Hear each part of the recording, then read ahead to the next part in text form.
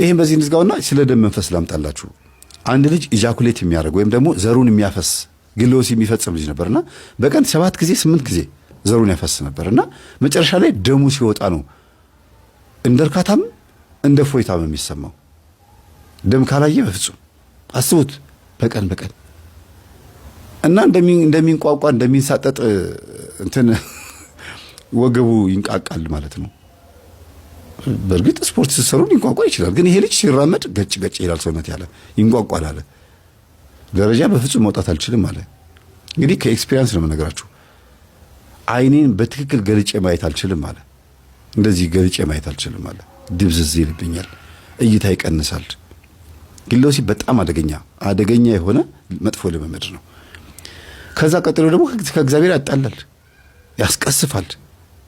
አውናን የሚባል ሰው ታውቃላችሁ፣ ዘሩን ውጪ ስላፈሰሰ በመጽሐፍ ቅዱስ ውስጥ ከዚች ሴትማ አልወልድም ብሎ ልክ ዘሩ ሲመጣበት ስሜቱ ሲመጣ ውጭ አውጥቶ አፈሰሰው ይላል መጽሐፍ ቅዱስ። የዛን ሰዓት ተቀሰፈና ሞተ ይላል። ያኔስ ኦሪት ስለነበረ ነው።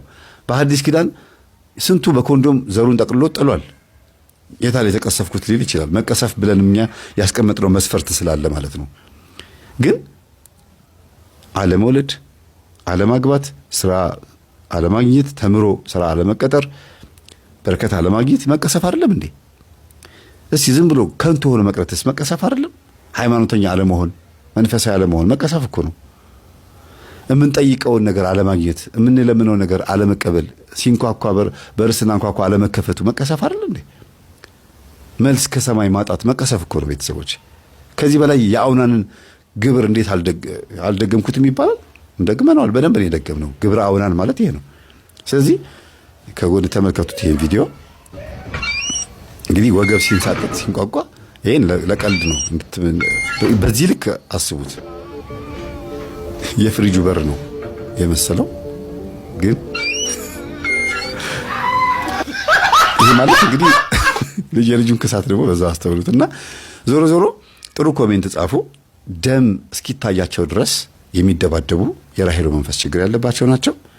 ወይም ደግሞ ጫንገር የሚባል መንፈስም አለ። እስኪ ደሙ ድረስ እንዳልኳችሁ ሩካቤ የሚፈጽሙና ዘራቸውን የሚያፈሱ አሉ። ደም እስኪያዩ ድረስ ደም ሲያዩ የሚያፈዛቸው የሚያዞራቸው የሚያጠለውላቸው ደግሞ አሉ።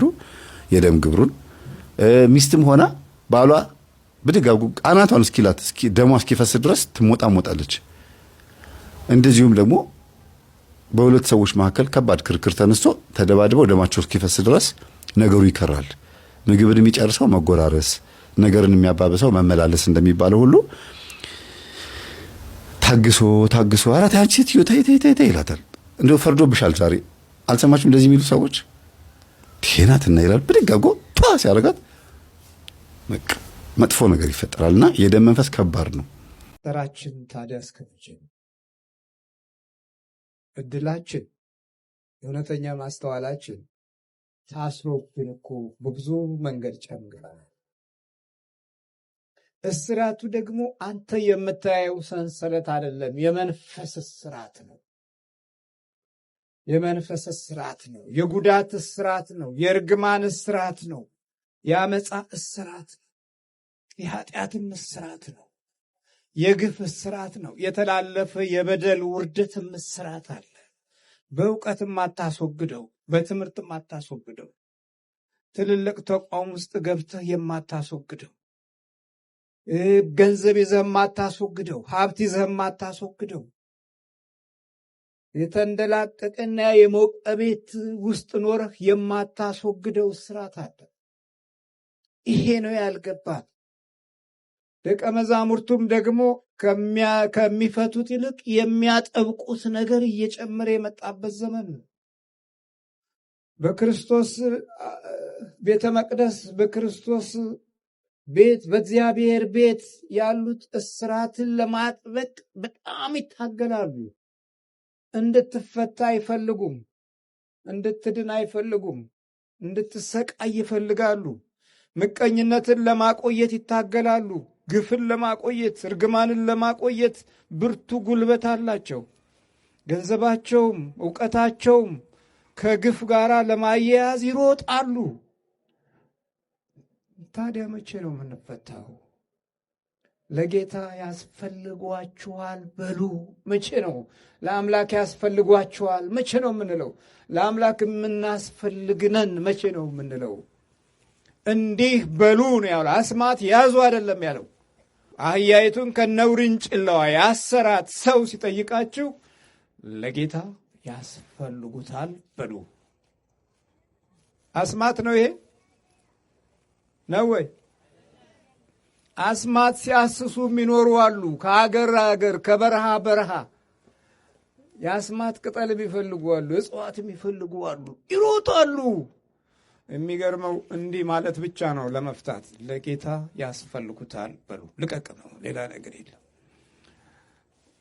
ስንቶቹ ደክመዋል፣ እድሜያቸውን ስንቱ ጨርሰዋል። ብዙዎቻችን የተወለድባቸው ጉልበቶችና አካሎች ምናምንቴ ነገር ቀብረው የኖሩ ቤተሰቦችን አሳልፈናል። ከነሱ ተወልደን መናፍስት ተከታትሎን ዘራቸው ዘሩ፣ ኑሯቸው ኑሮ፣ ዕውቀታችን ዕውቀቱ አድርገነው ከባህሪያችን ጋር ተስማምቶ ሁል ጊዜ ነፍሳችንን እንደረበሻት የሚኖር ሰዎች እዚህ በጣም ብዙዎች ነን። የተረበሸ አካል ሳይሆን የተረበሸ ነፍስ ያለን፣ የተረበሸ ነፍስ። እግዚአብሔር ነፍሳችንን በእውነት በመንፈሳዊ ጸጋ ያድነን። የተረበሸ ነፍስ ነው ያለን። ይሄኛውን አካልህንማ በብዙ መንገድ ልታታልለው ትችላለህ። ውስጣዊ አካልን ግን ማታለል አይቻልም። ውስጣዊ አካልን ያችን የውስጠኛዋን ክፍል የእግዚአብሔር ክብር ካልሞላት፣ በመንፈሳዊ ጸጋ ካልተያዘች፣ በእግዚአብሔር የምሕረት ቸርነት ካልተጎበኘች ሁል ጊዜ የማታርፍ ናት። ሁሌ ሰላም እንዳጣችና እንደተጨነቀች ትኖራለች።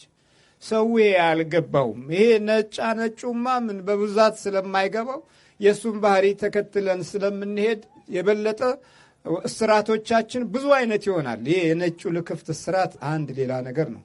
የተፈጥሮ የባህሪያችን እስራት አንድ ሌላ ችግር ነው። ከየቤተሰቡ የመጣው ደግሞ እስራት አንድ ሌላ መዘዝ ነው። በእውቀት ደግሞ አግበስብሰን እዚህ ውስጥ ያስቀመጥነው ደግሞ ነገር አለ። የባዶነትን ኃይል እየጨመረ ሲመጣም እሱም አይገባንም። እሱም ሌላ አንድ እስራት ነው። ኑሯችን አንድ ሌላ ነገር ነው። በረከት አጥተን የምናደርገው ትግል ሌላው ደግሞ ጉዳታችን ነው። በዕድሜያችን ውስጥ አለን የምንለውን ነገር ስናስበው ሁሌ ባዶ ነው፣ ሁሌ ችግር ነው፣ ሁሌ ሰቀቀን ነው፣ ሁሌ ፍርሃት ነው። ይህም ደግሞ ሌላ እስራት ነው። ታችን አዳምጣችሁ ለዚህ ስለበቃችሁ እጅግ በጣም ደስ ብሎኛል። ሳልናገርም አላልፈው። የባህል ዕቃ ነው ብላችሁ የምትሸጡ የምትሸጡትን ዕቃ ወቁ። አንደኛ የአፍሪካውያኖች ባህል ዕቃ ነው ብላችሁ የምትሸጡት የጣዖታት መልክ ያሏቸውና ታሪኮቻቸውም ጣዖታት ናቸው። ሁለተኛ የኢትዮጵያ ራሱ የባህል ዕቃ ነው ተብሎ እስቲ ወደ ኢሚግሬሽን ጥቁር አንበሳ ሆስፒታል አካባቢ፣ ጥቁር አንበሳ ትምህርት ቤት ፊት ለፊት የባህል ዕቃዎች የሚሸጡትን ወደ መርካቶ ግቡ እስቲ። የባህል ዕቃ መሸጫ ኮተቱ የመስቀሉም ምን ከበሮ ምኑም ጸናጽኑ ማለት ጎን ለጎን ደግሞ ኮተት አለ። የምን እንደሆነ ማይታወቅ ጨሌ የሚሰበስቡ እንዳሉ ታውቃላችሁ። የአንገት ጨሌ ወስደው መርካቶ እንሽጥ ይላሉ እናቶቻችን። የተመለከ 100 ዓመት 50 ዓመት 30 ዓመት የተመለከ ቅቤ የተቀባ ጨሌ ታጥቦ ምን ተብሎ እዛ ይሸጣል። ያንን የሚገዛ ስላለ በውድ ዋጋ የሚገዙ እናቶች አሉ። ለምን ዛሩ ሲጣላቸው አረ እንደው ተጣልቶሻል ሂጂና እስቲ እንደው ይዘሽው ነው ገዝተሽ ነው ተብሎ ሄደው እንደገና የሚያመጡ አሉ። ይህንን አስበው በውድ ዋጋ የሚሸጡ አሉ። የባህል ዕቃ ሻጮችና እንደ ባህል ዕቃ የሚታየው እና እዛ ቤት ውስጥ ተቀምጠህ ታዲያ ጤነኛ ትሆናለህ? እዚያን ዕቃ የሚሸጡ ሰዎች ከዛ ዕቃ ገዝታችሁ ቤታችሁ ላይ የሰቀላችሁ ሰዎች ቅዠቱ ያስችላችኋል? ቤት ውስጥ ምንድን ነው ገዝታችሁ ቤታችሁ ያስቀመጣችሁት? የሆነች ጥቁር ድመት እንደዚህ ብላ ቁጭ ብላ ኮራ ብላ ጥቁር ድመት ገዝታችሁ በእንጨት ታመጣላችሁ። የሆነ ግራ የሚያጋባ መልክ ያለው ጭራቅ የመሰለ ነገር ገዝታችሁ ታስቀምጣላችሁ። እና እኔ አንድ ጊዜ የሆነ እንግዳ ቤት ሄጄ ረስቼዋለሁ። ገባሁና ቁጭ ሰላም አልኳቸው። ከዛ አላየሁትም። እኔ እንደገባሁኝ ነው ቁጭ አልኩትና ለካም ቤቱ ሙቀት ሲሆንባቸው መጋረጃ ሰብሰብ አድርገዋል። መጋረጃው ሲከፈት እዚህ ጋር ጠገቤ ጋር የሚያስደነግጥ ነገር ነው ያየሁት። የእውነት ነው የመሰለኝ። ዞር ስል እንዲህ ቆጭ ያለ ነብር አለ በጨርቅ የተሰራ በስመ አብ ወልድ መንፈስ ቅዱስ ብዬ ስል ጊዜ አይዞህ ጨርቅ ነው ያሉኝ። ይሄ አሻንጉሊት ይሄ ጨርቅ እንኳን እንደዚህ ካስደነገጠኝ ያ ጣዖታት ደግሞ ነፍሴን እንዴት ነው የሚያስደነግጠው? እና አንዳንዴ የምትሸጡትን ዕቃ አውቁ እባካችሁን። ልጅቷ ወንዶች እንዳትቀርብ ሌዝቢያን እንድትሆን እስከ ማድረግ ድረስ ያደረሳት እዛ ቦታ ላይ መቀመጣው ብቻ አይደለም፣ ደብተሯ የሚያዛቸው ማድረጋቸው፣ ኩል መከዋሏ፣ ቡና ማፍላታቸው፣ አጠቃላይ ለመንፈሱ ታዛዥ ነበሩና ደግሞ ከእውቀት ነፃ ነበሩ። ዝም ብለው ነበር የሚሸጡት። ምን ችግር አለ? ይሄ እኮ ባህል ነው ምናምን ብለው ይሉታል። ግን አይደለም። እውነት የተተረማመሰ ብዙ ውጥንቅጥ የሆነ ነገር አለ እና እባካችሁን ነው። ሌላ ሁለተኛ በዚህ ውስጥ መናገር የምፈልገው ወንድማችን ሲጎበኝ እንደነበረው በየገዳማቱ የምትጎበኙ ገዳማ የእኛን ገዳም ብቻ አይደለም በዓለም ዙሪያ ቅርሶችን የምትጎበኙ እንደ ወንድማችን እንደ አቤል የወይናዋ ልጅ ማለት ነው። ሌሎችም ዩቲዩበሮች አላችሁ። ስትጎበኙ ከቤታችሁ ጸልያችሁ ብትወጡ እንደ ኖርማል አትዩት። ሄዶ መጎብኘት ማናል አንድ የሆነ ልጅ አለ እንግሊዝ ውስጥ ዩኬ ውስጥ የሚኖር ልጅ አጠር ያለ ልጅ ዩቲዩበር ነውና ጠንቋዮች እነዚህ ዊች ክራፍቶች ጋር እየገባ ምናምን ቪዲዮ እየቀረጸ ኦ ማይ ጋድ አያችሁት ጣዖቱ ሴትዮዋን አይ በመጥረጊያ ስትዞር ስትሽከረከር እያለ ያሳያል። ኖርማሊ እዛ ቦታ ሲገባ ልጅ እኮ ሊለከፍ ይችላል። ምክንያቱም የተመለከባቸው እቃዎች ነው የሚሸጡት እኮ ፕራክቲስ የተደረገባቸው የተገለገሉባቸውን እቃዎች። ዛሬ ላይ መናፍሶቹ ዘምነው ያን እቃ አይፈልጉትም። ሰዎች ላይ ሆነው አፍንጫቸውን ያስበሷቸዋል፣ ፊታቸውን ያስቀድዷቸዋል፣ ሌዝቢያን ያደርጓቸዋል። እነዛ ጣዖታት ራሳቸው ሰዎቹን ጣዖት አድርገዋቸዋል። ለምን? ኤቲስትና ፓጋንነት ማለት እኮ ጣዖትነት ማለት ነው። ሰው ሃይማኖት የለኝም ካለ እግዚአብሔርን አላቅም ካለ ራሱ ጣዖት ሆኗል። ራሱን እያመለከ ነው። ዲግሪውን፣ እውቀቱን፣ ገንዘቡን፣ ቴክኖሎጂውን፣ መልኩን፣ ማንነቱን፣ እውቀቱን እያመለከ ነው ያለው ማለት ነው። ስለዚህ ራስህን ከመለክ አንተ ራስህ ጣዖት ነህ ለራስህ ማለት ነው። ስለዚህ ነጮች በአሁኑ ሰዓት እንጨት ፊት ምናምን እንደዚህ መስገድ የሆነ ማምለክ አይፈልጉም። ያንን ሰብስበው ግን አንዳንድ ነጋዴዎች ዊች ክራፍት የሚመለክበት የሚሸጥበት ቦታ ላይ ወስደው ጠንቋዮች የሚጠቀሙባቸውን እቃዎች ይሸጣሉ። እዛ ቦታ ገብቶ ቪዲዮ ቀርጾ ለዓለም ማስተላለፉ መልካም ሆኖ ሳለ ጸልዮ ግን አለመውጣት በጣም ከባድ ነው። ጸልዮ አለመውጣት ብዙ ቦታ ታስጎበኛላችሁ፣ ጥሩ ነው። የማይገባበት ቦታ የለም። እዚህ ቦታ እንዲህ ነው ይባላል። ጸጥ ያለ ቦታ ሄዶ እዚህ ቦታ እንዲህ ይደረግ ነበር ይባላል። ይሄ ድሮ የጥንት የግሪክ አማልክት ቦታ ነበረ፣ እዚህ ጋር ዚዮስ ነበር፣ እዚህ ጋር ደግሞ እንትን ነበረች እየተባለ ይመለካል። ማን ነው ይጎበኛል። ግን እዛ ቦታ ላይ መንፈስ ላለመኖሩ ምንድን ነው በህይወታችሁ ላይ ለመጣው ምስቅልቅል ተጠያቂው ማን ነው? እና ጸልያችሁ መውጣት አለባችሁ። እግዚአብሔር ይጠብቃል። ግን ፈቅዳችሁ የሄዳችሁበት ቦታ ላይ ባፈሳችሁት መንፈስ እግዚአብሔር አይጠየቅም። እና ጸልዮ መውጣት የትም ቦታ ስትሄዱ ኢቭን እሱ ብቻ አይደለም፣ የትም ቦታ ስትሄዱ ጸልዮ መውጣት ብቻ አይደለም፣ ገብቷችሁ ነው አንድ ነገር ማድረግ ያለባችሁ። ተረድታችሁት ይሄ ነገር ምንድን ነው ብላችሁ አውቃችሁ ነው መደረግ ያለበት። እንደው ዝም ብሎ ባህል ነው ይሄ እኮ ጀስት በቃ ቅርስ ነው ምናምን ብሎ ብቻ አይደለም። ቅርስ የተባለው ዛሬ ነው፣ ጥንት ቅርስ አይደለም። የዊች ክራፍት የአምልኮ የከልት ማቴሪያል ነው ማቴሪያል ነው። ስለዚህ እንደ ቀልድ አትዩት። ይሄን እንግዲህ በምንድን ነው ያደግነው የሚለውን ነገር በስንት ከፋፍለን እናየዋለን? በአራት ከፋፍለን እናየዋለን። የሰው ልጅ በህይወት ዘመኑ 4 ጊዜ እርኩሳን መናፍስት ያገኙታል። ይህንን ትምህርት ደግሜ የማስተምረው የማታውቁት ሆኖ አይደለም። በጣም ብዙ ሰዎች ዘንግታችሁታል። የማስታወስ ስራ ነው እየሰራ ያለሁት። ለማታውቁት ደግሞ የማሳወቅ ስራ ነው እየሰራ ያለሁት። 4 ጊዜ መናፍስት ያገኙታል የሰው ልጅ በህይወት ዘመኑ ማለት ነው። አንደኛ ሲወለድ ዛር የሚባል መንፈስ አለ። የዛር መንፈስ ህይወታችንና እድላችንን በሙሉ ይወስንብናል። በዚህ ያደጉ ሰዎች አሉ። እንደገና በመላእክት ደግሞ ያደጉ ሰዎች ደግሞ አሉ። እንደነ አቡነ ተክለ ሃይማኖትና መሰሎቻቸው ጻድቃን፣ ቅዱሳን ሰማዕታት ማለት ነው። በመሰረቱ ሰማዕታት የሚባለው ሰማዕትነት ከማህፀን ጀምሮ መመረጥ ብቻ ላይሆን ይችላል። ምክንያቱም አረመኔ ሆነው የንጉስ አገልጋይ ሆነው አህዛብ ሆነው መጨረሻ ላይ አምነው ሰማዕት ሆነው ያለፉም ስላሉ ሰማዕትነት እንደ ሁኔታው ነው፣ እንደ ጊዜው ነው። እንዳመንበት እድሜ፣ እንደተገኘንበት ክርስቶስ እኛን እንዳገኘን እድሜ ነው የሚታየው። ጻድቃንም ቢሆኑ እንደ አባ በጉ ያሉ እንደ ሙሴ ጸሊም ያሉ ከወንብድና ወጥተው ጻድቃን የተባሉ በበረሃ መንነው የጻድቅነትን ህይወት የኖሩም አሉ። አብዛኞቹ ጻድቃን ግን ኢትዮጵያን ጻድቃኖች ከማህፀን ጀምሮ በስለት የተወለዱ የተመረጡ ናቸው። ይህ በመላእክት እጅ ሲያድጉ ነው። ስለዚህ አሁን የዛር መንፈስንና ከማህፀን ጀምሮ የሚጠብቁ መላእክትን እያነጻጸርን ነው እንድንሄድ የምፈልገው። በጣም ወሳኝ ትምህርት ነው ዛሬ የምነግራችሁ። ይህ ትምህርት ላልገባቸውም ጭምር ነው። ይህን ትምህርት እንዲያዳምጡ ሰባኪያንም አገልጋዮችም ይህን ትምህርት አዳምጠው በደንብ ለብዙ ሰዎች እንዲያዳርሱ ነው የምፈልገው። የዛር መንፈስ ከማህፀን ጀምሮ ይቆጣጠረናል። እንዴት ነው የሚቆጣጠረን? ያረገዘችን እናታችን በምሳሌ ማሳያችሁ እኔ ብዬ ልሰደው ከራሴ ልጀምር። እናቴ እኔን እርጉዝ በነበረችበት ሰዓት ሆዷ በጣም የገፋ ከነበረ በእርግዝናዋ ፊቷ ፋፍቶ አምሮባት ባለባበስ በአጠቃላይ እርግዝና የሚያምርባቸው እናቶች አሉ እና ወይኔ ሆዷ ሲያምር ወይም ደግሞ ፊቷ ወፈረ ቆንጆ ሆነች አሁንማ ሳመራት እኮ ብለው የሚያስቡ አሉ። ከሲታ ከነበረች እና በዛ የቡዳ መንፈስ ይገባል። ገና እናቴ እኔን እርጉዝ ሆና ማለት ነው። ለእናቴ ቡዳን የሆነባት ለእኔ ግን ዛር ነው የሚሆንብኝ። ያ ማለት እኔ ስወለድ እናቴን ብሎ የገባው መንፈስ አብሮኝ ተከትሎ ስለሚወጣ ወይም እንደ ሕፃን አብሮ የሚወለድ ሆኖ ሳይሆን ስወለድ ስለሚያይ በአይኗ በእናቴ አይን ላይ ሆኖ መንፈሱ አብሮ ስለሚያይ ዛር ይባላል።